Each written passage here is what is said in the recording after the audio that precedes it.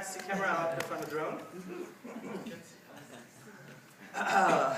Let's start it. Come on, come on, come on. Yeah, here we go. Live full from the camera. And then I just kind of simply mapped in the browser the keyboard controls, the arrow keys, and the space key to start and land it. So we can go right. Yeah. Left. Hello. We can go up. We can go at least this high. Also control it again. Ooh.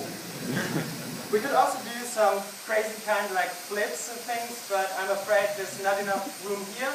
But over there, and later on, we will be really having fun. Oh, the stream.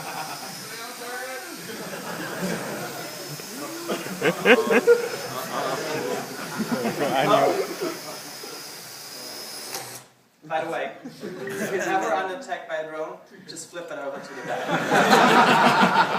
Or